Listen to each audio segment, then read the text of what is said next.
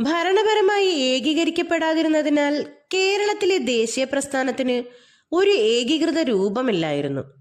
മലബാറിൽ ബ്രിട്ടീഷുകാർ നേരിട്ടും കൊച്ചിയിലും തിരുവിതാംകൂറിലും റെസിഡന്റുമാർ വഴിയുമായിരുന്നു ഭരണം. അതിനാൽ തന്നെ മലബാറിനെ പോലെ രാഷ്ട്രീയ സമരങ്ങൾ കൊച്ചിയിലും തിരുവിതാംകൂറിലും ശക്തമായിരുന്നില്ല. ബ്രിട്ടീഷ് ആധിപത്യം സ്ഥാപിക്കപ്പെടാൻ തുടങ്ങിയതു മുതൽ തന്നെ കേരളത്തിന്റെ ചരിത്രത്തിൽ ചെറുത്തുനിൽപ്പിന്റെ പുതുയുഗത്തിന് തുടക്കമായി. അഞ്ചുതെങ്ങ് കലാപവും ആറ്റിങ്ങൽ കലാപവും ഒക്കെ ഇതിന്റെ ആദ്യപടിയായിരുന്നു. നാട്ടുമുഖ്യന്മാരും ജനങ്ങളും ബ്രിട്ടീഷ് ആധിപത്യത്തിനെതിരായി കലാപത്തിന് കൊടിയുയർത്തി. ഈ പ്രസ്ഥാനങ്ങൾക്ക് മലബാറിൽ പഴശ്ശിരാജ, കുറിച്യർ, മാപ്പിള കർഷകർ എന്നിവരും തിരുവിതാംകൂറിൽ വേലുത്തമ്പി ദളവയും കൊച്ചിയിൽ പാലിയത്തച്ഛനും നേതൃത്വം നൽകി. അഞ്ചുതെങ്ങ് കലാപം ബ്രിട്ടീഷുകാരും ആറ്റിങ്ങൽ നിവാസികളും തമ്മിൽ 1697 നവംബറിൽ നടന്ന കലാപമാണ് അഞ്ചുതെങ്ങ് കലാപം. കേരളത്തിൽ ബ്രിട്ടീഷുകാർ നേരിടേണ്ടി വന്ന ആദ്യത്തെ പ്രതിഷേധമാണിത്. വേണാട്ടിലുണ്ടായിരുന്ന ബ്രിട്ടീഷുകാരുടെ പ്രധാന പണ്ടകശാലയായിരുന്നു അഞ്ചുതെങ്ങ്. തിരുവനന്തപുരത്താണ് അഞ്ചുതെങ്ങ് സ്ഥിതി ചെയ്യുന്നത്. കുരുമുളകിന്റെ വ്യാപാര കുത്തക ബ്രിട്ടീഷുകാർ സ്വന്തമാക്കിയതാണ് കലാപത്തിന്റെ പ്രധാന കാരണം. 1695 ബ്രിട്ടീഷുകാർ അഞ്ചുതെങ്ങ് കോട്ട പണി കഴിപ്പിച്ചു. കോട്ട പണിയാനുള്ള അനുമതി അവർക്ക് നൽകിയത് ആറ്റിങ്ങൽ മഹാറാണിയായ ഉമയമ്മ റാണിയായിരുന്നു. ആറ്റിങ്ങൽ കലാപം കേരളത്തിലെ ബ്രിട്ടീഷുകാർക്കെതിരെ നടന്ന ആദ്യത്തെ സംഘടിത കലാപമാണ് 1721 ഏപ്രിൽ 15 ആറ്റിങ്ങലിൽ നടന്നത്. ഇതൊരു ആസൂത്രിത കലാപമായിരുന്നു. ആദിത്യവർമ്മയായിരുന്നു അന്ന് വേണാടിന്റെ ഭരണാധികാരി. കലാപത്തിൽ വെച്ച് ഗിഫോർഡ് എന്ന ബ്രിട്ടീഷ് ഉദ്യോഗസ്ഥനും 150ഓളം ബ്രിട്ടീഷുകാരും കൊല്ലപ്പെട്ടു. ഈ കലാപത്തെ തുടർന്ന് 1723 വേണാട് ഉടമ്പടി ഒപ്പുവെച്ചു.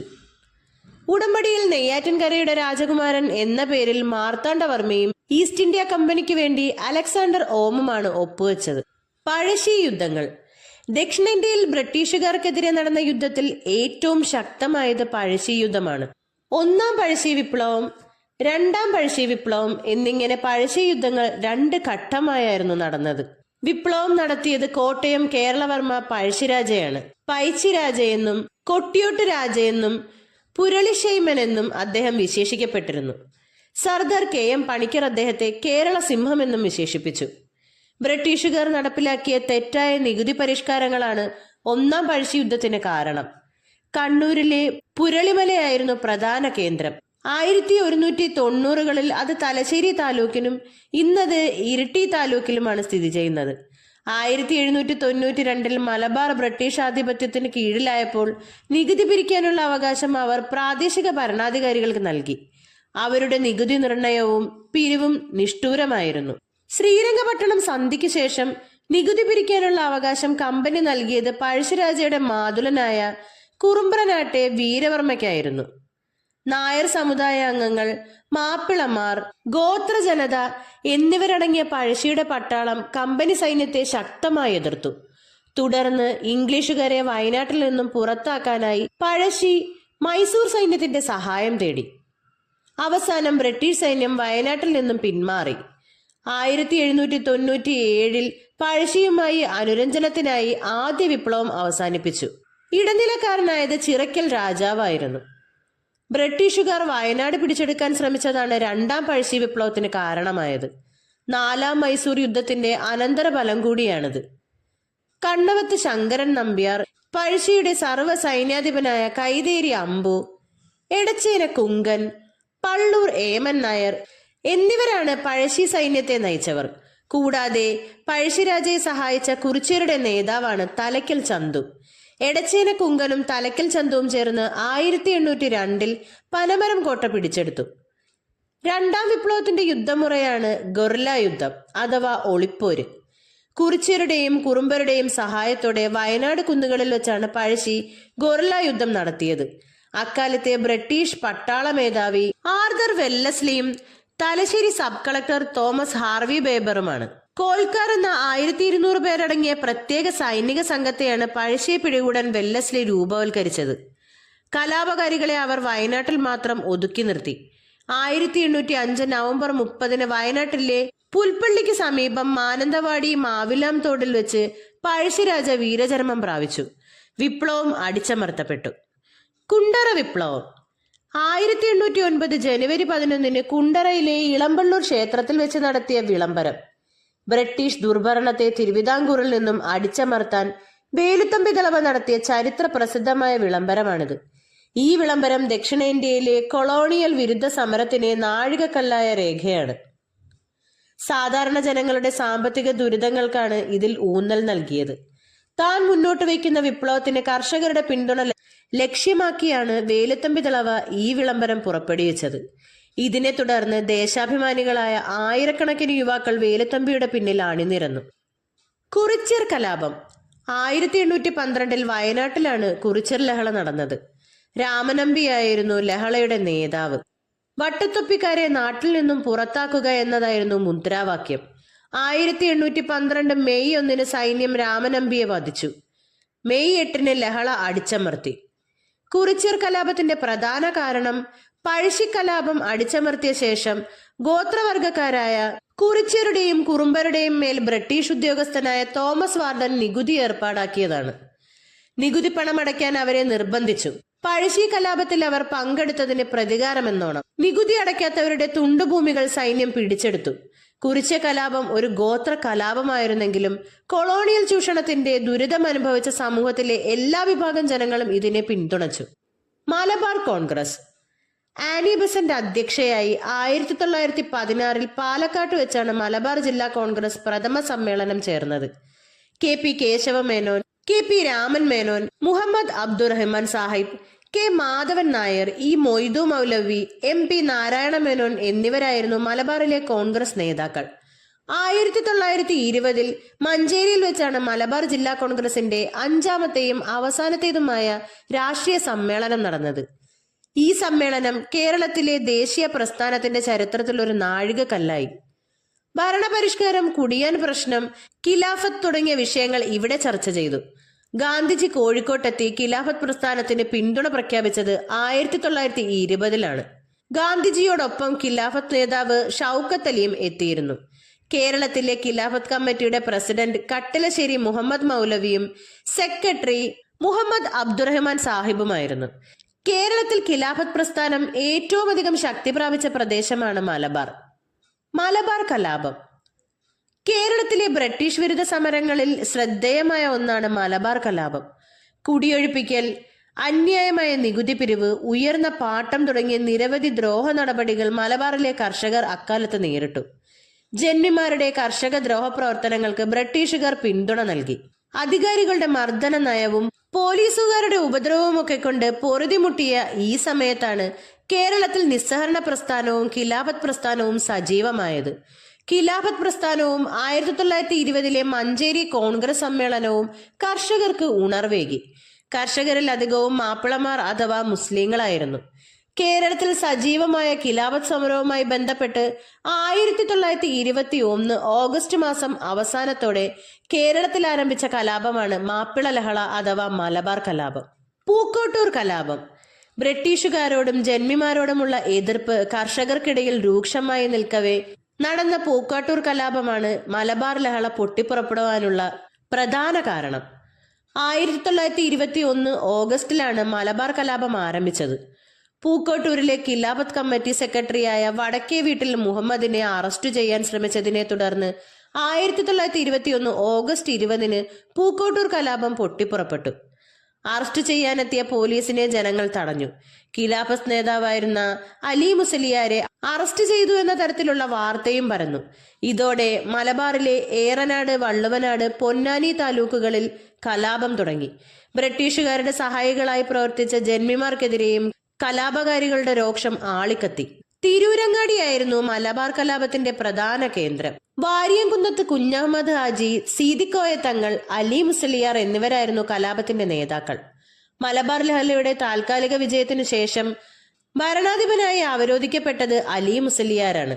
മലബാർ കലാപത്തിൽ മുസ്ലിങ്ങളുടെ അമീർ, ഖിലാഫത്ത് ആർമിയുടെ കേണൽ എന്നെല്ലാം വിശേഷിക്കപ്പെട്ടത് വാര്യംകുന്നത്ത് കുഞ്ഞഹമ്മദ് ഹാജിയായിരുന്നു. വാര്യംകുന്നത്ത് കുഞ്ഞഹമ്മദ് ഹാജി, അലി മുസലിയാർ എന്നിവരെ ബ്രിട്ടീഷുകാർ വധിക്കുകയാണ് ഉണ്ടായത്. വാഗൺ ട്രാജഡി മലബാർ കലാപവുമായി ബന്ധപ്പെട്ട് 1921 നവംബറിൽ നടന്ന ഞെട്ടിക്കുന്ന ഒരു സംഭവമായിരുന്നു വാഗൺ ട്രാജഡി അഥവാ വാഗൺ കൂട്ടക്കൊല. അറസ്റ്റ് ചെയ്യപ്പെട്ട മലബാർ കലാപകാരികളെ ഗുഡ്സ് വാഗനിൽ, അതായത് ചരക്കു തീവണ്ടിയിൽ കുത്തി നിറച്ച് തിരൂരിൽ നിന്നും കോയമ്പത്തൂരിലെ ജയിലിലേക്ക് കൊണ്ടുപോകും വഴി 90-ൽ 67 പേരും ശ്വാസം കിട്ടാതെ മരിച്ച സംഭവമാണ് വാഗൻ ട്രാജഡി. കലാപകാരികളെ കോയമ്പത്തൂരിലേക്ക് കൊണ്ടുപോകുന്നതിന് നേതൃത്വം നൽകിയത് TS ഹിച്ച്കോക്ക് എന്ന ബ്രിട്ടീഷുകാരനാണ്. കോയമ്പത്തൂരിനടുത്തുള്ള പോത്തന്നൂരിലാണ് വാഗൻ ട്രാജഡി റിപ്പോർട്ട് ചെയ്തത്. AR നേപ്പ് കമ്മീഷനായിരുന്നു അന്വേഷിക്കാൻ നിയോഗിക്കപ്പെട്ടത്. സുമിത് സർക്കാർ ബ്ലാക്ക് ഹോൾ ഓഫ് പോത്തന്നൂർ എന്നാണ് ഈ സംഭവത്തെ വിശേഷിപ്പിച്ചത്. വാഗൻ ട്രാജഡി സ്മാരകം സ്ഥിതി ചെയ്യുന്നത് തിരൂരിലാണ്. ഉപ്പ് സത്യാഗ്രഹം 1930 ഏപ്രിൽ 13-നാണ് കേരളത്തിൽ ഉപ്പ് സത്യാഗ്രഹം ആരംഭിച്ചത്. K. കേളപ്പനായിരുന്നു മുഖ്യ നേതാവ്. K. കേളപ്പൻ അറസ്റ്റ് വരിച്ചതിന് ശേഷം മൊയ്യാരത്ത് ശങ്കരൻ നേതൃത്വം നൽകി. P. Krishnapillai, K. Kunjappan Nambiar, P. Keshavan Nambiar, PC Kunhiraman Nambiar എന്നിവർ മറ്റു പ്രധാന നേതാക്കളുമായി. കണ്ണൂരിലെ പയ്യന്നൂരിലെ ഉളിയടത്ത് കടവായിരുന്നു പ്രധാന കേന്ദ്രം. ഉപ്പ് സത്യാഗ്രഹ സ്മാരകം സ്ഥിതി ചെയ്യുന്നതും ഇവിടെയാണ്. കോഴിക്കോട്ട് നിന്നും പയ്യന്നൂരിലേക്ക് K. കേളപ്പന്റെ നേതൃത്വത്തിൽ ജാഥ നയിച്ച് ഉപ്പ് നിയമം ലംഘിച്ചത് 1930 ഏപ്രിൽ 21-നാണ്. പയ്യന്നൂരിലെ ഉപ്പ് സത്യാഗ്രഹ ജാഥയിൽ 32 പേർ പങ്കെടുത്തു. സത്യാഗ്രഹത്തിലുടനീളം ശക്തമായ ആഹ്വാനം നടത്തി ആലപിച്ചത് അംശി നാരായണപിള്ളയുടെ വരിക വരിക സഹചരെ എന്ന ഗാനമാണ്. കോഴിക്കോട്ട് ജില്ലയിൽ സത്യാഗ്രഹത്തിന് മുഹമ്മദ് അബ്ദുറഹിമാനാണ് നേതൃത്വം നൽകിയത്. പാലക്കാട്ട് നിന്നും പയ്യന്നൂരിലേക്ക് സത്യാഗ്രഹ ജാഥ നയിച്ചത് TR കൃഷ്ണസ്വാമി അയ്യരാണ്. മൊയ്തു മൗലവിയും ഉപ്പ് നിയമ ലംഘനത്തിൽ സജീവമായി പങ്കെടുത്ത ഒരു നേതാവാണ്. 1930 മെയ് 12-ന് സത്യാഗ്രഹം പോലീസ് അടിച്ചമർത്തി. ഉപ്പ് സത്യാഗ്രഹത്തെ തുടർന്ന് 43 ദിവസത്തെ ഉപവാസത്തിനൊടുവിൽ ജയിലിൽ വെച്ച് മരണപ്പെട്ട വ്യക്തിയാണ് PC കുഞ്ഞിരാമൻ അടിയോടി. 1934-ൽ ഗാന്ധിജി നിയമലംഘന പ്രസ്ഥാനം പിൻവലിച്ചു. ഇതിൽ പ്രതിഷേധിച്ചാണ് കേരളത്തിലെ കോൺഗ്രസ് പ്രവർത്തകരിൽ ഒരു വിഭാഗം സോഷ്യലിസ്റ്റ് പാർട്ടിയായി മാറിയത്. 1939-ൽ കണ്ണൂരിലെ പിണറായിയിൽ വെച്ച് സോഷ്യലിസ്റ്റ് പാർട്ടി കമ്മ്യൂണിസ്റ്റ് പാർട്ടിയായി. മൊറാഴ സമരം 2-ാം ലോക മഹായുദ്ധത്തിനും ബ്രിട്ടീഷ് ഗവൺമെന്റിന്റെ മർദ്ദനമുറകൾക്കുമെതിരെ കമ്മ്യൂണിസ്റ്റുകാരുടെ നേതൃത്വത്തിൽ നടന്ന പ്രതിഷേധമാണ് മൊറാഴ സമരം. കേരളത്തിൽ കമ്മ്യൂണിസ്റ്റ് നേതൃത്വത്തിൽ നടന്ന ആദ്യ സമരമാണിത്. കണ്ണൂരാണ് മൊറാഴയുള്ളത്.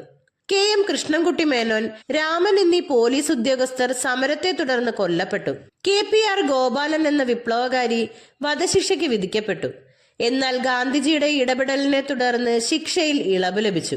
കയ്യൂർ സമരം 1941 മാർച്ച് 28-ന് കാസർകോട്ടെ കരിയങ്കോട്, അതായത് തേജസ്വിനി നദിയുടെ തീരത്ത് വെച്ചാണ് കയ്യൂർ സമരം നടന്നത്. കാസർഗോഡ് ജില്ലയിലാണ് കയ്യൂർ. ഇടതുപക്ഷക്കാരുടെ സാമ്രാജ്യത്വ വിരുദ്ധ സമരമായിരുന്നു ഇത്. കയ്യൂർ സമരത്തെ തുടർന്ന് നടന്ന ലാത്തിചാർജിൽ പോലീസ് ഉദ്യോഗസ്ഥനായ സുബ്ബരായൻ വധിക്കപ്പെട്ടു.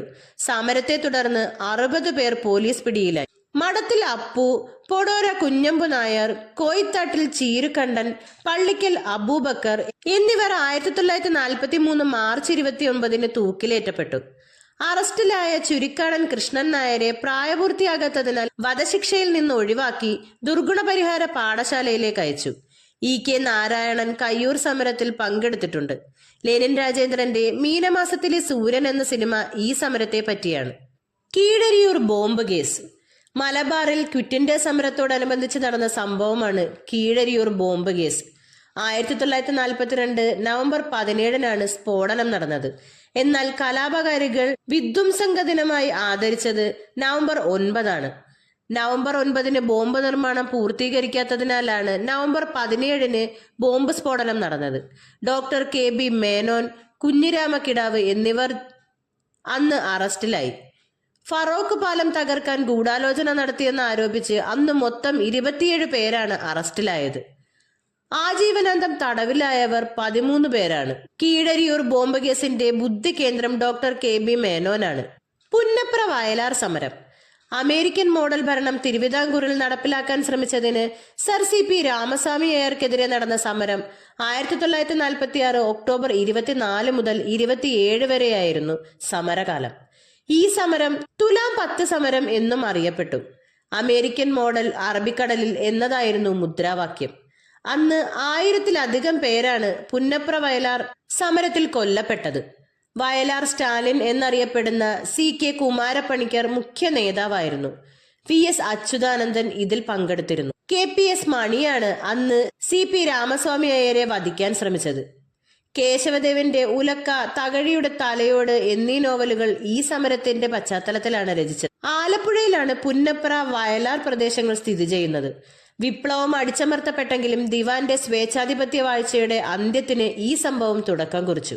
ഇതിനൊക്കെ പുറമെ ഉദയംപേരൂർ സുനഹദോഗ്, കൂനൻകുരിശ് സത്യാഗ്രഹം, ചാന്നാർ ലഹള, മലയാളി മെമ്മോറിയൽ, ഈഴവ മെമ്മോറിയൽ, നായർ ഈഴവ ലഹള, പുലയ ലഹള, പെരുന്നാട് ലഹള, വൈക്കം സത്യാഗ്രഹം, ശുചീന്ദ്രം സത്യാഗ്രഹം, ഗുരുവായൂർ സത്യാഗ്രഹം, നിവർത്തന പ്രക്ഷോഭം, വൈദ്യുതി പ്രക്ഷോഭം, ക്ഷേത്രപ്രവേശന വിളംബരം, പട്ടിണി ജാഥ, ഉത്തരവാദ ഭരണ പ്രക്ഷോഭം, കരിവള്ളൂർ സമരം, പാലിയം സത്യാഗ്രഹം, തോൽവിറക് സമരം എന്നിങ്ങനെ തദ്ദേശീയമായി നിലനിൽക്കുന്ന അനീതികളെ ചേർത്തുകൊണ്ടുള്ള ശക്തമായ ഒട്ടേറെ കലാപങ്ങളുടെ ചരിത്രവും കേരളത്തിലുണ്ട്.